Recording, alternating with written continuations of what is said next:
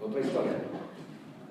Pero en Colombia tenemos los rostros de miles de familias campesinas que han padecido esos horrores que no voy a describir aquí porque son de una brutalidad y una atrocidad gigantesca, que viven en el silencio. Entonces, poco a poco se ha venido construyendo esa historia, poco a poco la hemos logrado, ese rompecabezas lo hemos ido armando. Y poco a poco comienza a aparecer, y ahora va a aparecer en todo su esplendor cuando tengamos la Comisión de la Verdad que está pactado en los acuerdos que se han suscrito el pasado jueves.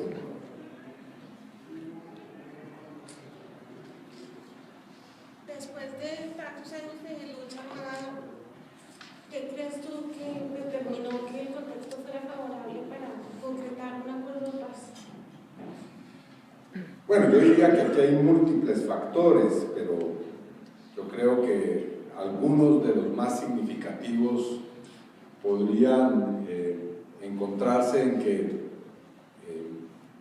hemos venido asistiendo a un agotamiento del modelo de la guerra sin fin de Estados Unidos o el dominio sin fin de Estados Unidos en el continente, es decir, los factores de otras confrontaciones bélicas en el mundo han ido delimitando esa posibilidad de utilizar países como Colombia como ese laboratorio de guerra. Por eso las visiones más pesimistas y luctuosas que hemos escuchado en estos últimos días y meses, yo diría hay que matizarlas, no porque no haya que preocuparse. Comparto esa expresión del expresidente Mujica cuando le informaron la elección de Trump, ¡socorro! Pero también hay una nueva realidad en el continente. Es decir, sí, ha habido gobiernos de izquierda que han tenido su ascenso y su declive, pero hoy estamos ante una realidad geopolítica distinta en América Latina. Yo creo que eso es bueno valorarlo. En Colombia hemos tenido este proceso en medio de un ascenso de una serie de actores sociales y políticos que han venido ganando mucha fuerza. El campesinado, a pesar de haber sido golpeado de una manera tan dura y tan inclemente, ha logrado sobrevivir. Esto no lo digo como una expresión metafórica, no, los campesinos han sobrevivido a la guerra de exterminio en Colombia y han logrado conformarse en una subjetividad política importante. Ha comenzado un proceso de cambio al interior de las fuerzas militares y un diálogo entre civiles y militares. Se ha logrado ir avanzando, como lo decía al comienzo de la intervención, hacia crear una serie de fenómenos objetivos desde el punto de vista político que permiten desarrollar este acuerdo de paz. Yo voy a regresar un poco puntualmente a la negociación del gobierno con las FARC. Me refería yo anteriormente en la pregunta que hice al año 1984, cuando las FARC y el gobierno intentaron una agenda de negociación y los puntos que eran objeto de las conversaciones eran grandes reformas sociales que incluían, digamos, prácticamente una enorme transformación del modelo económico, el modelo jurídico, político. Entonces, esa agenda nosotros hemos visto en estas negociaciones ha variado bastante. Yo quisiera preguntarle a Iván, ¿cuáles son los aspectos fundamentales de qué logros estamos hablando en estas negociaciones con las FARC? Y si acaso, a pesar de ello, en comparación con aquello que sucedía en 1984, las FARC lograron encontrar, y también el gobierno, la forma de seguir imponiendo o conservando sus puntos de vista acerca del tipo de sociedad que cada uno de estos modelos buscaba. Ya me he referido a los acuerdos y su contenido, simplemente señalar esto. Bueno, cuando comenzó esta negociación en La Habana en el año 2012,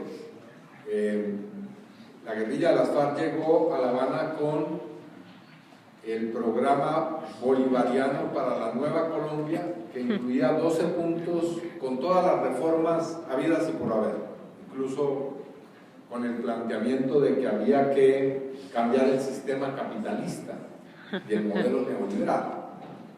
Y el gobierno llegó a La Habana con 2 puntos: desmovilización y desarme. Eran 2 realidades políticas totalmente contradictorias y antípodas. Y la discusión llevó a que no eran los 12 ni los 2 puntos, sino fueron 6 puntos, en los cuales la guerrilla se dio su visión de provocar en la mesa de conversaciones una revolución social y política, y el gobierno se dio en su pretensión de que el acuerdo de paz fuera un acta de sometimiento, de rendición. Y ahí tenemos el acuerdo, que es el recorrido a medio camino de ambos, el hecho de que ambos han cedido en sus pretensiones. La guerrilla se dio en no querer una revolución hecha en una mesa de conversaciones, y el gobierno se dio en no querer una rendición, un sometimiento, y en cambio tenemos un programa, como lo he dicho, de algunas reformas que pueden ser sustanciales para Colombia. Iván, explícanos un poco qué concesiones tuvieron que hacer ambas partes después del plebiscito, después del no, este nuevo acuerdo no se logró, y que esperamos que progrese. Bueno, básicamente aquí hay una serie de concesiones que se han hecho a esos sectores más radicales del pensamiento y de la acción ultraconservadora en Colombia. Es decir, el acuerdo se ha modificado en ciertos puntos que precisan los alcances, limitan algunos alcances de las reformas planteadas, pero en lo que no cambió es en su contenido básico. Es decir, el acuerdo sigue siendo un planteamiento de reforma agraria, de reforma política, de justicia para las víctimas, de replanteamiento del problema del narcotráfico desde una estrategia distinta, de conceder o mejor, denunciar los derechos de las mujeres y de una serie de sectores de una manera clara.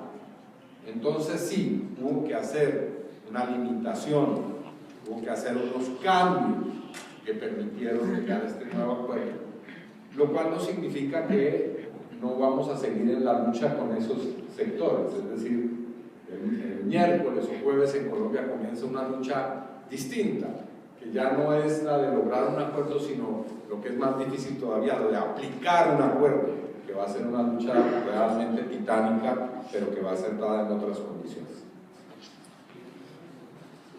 Durante todos estos años de negociaciones, desde el 2012,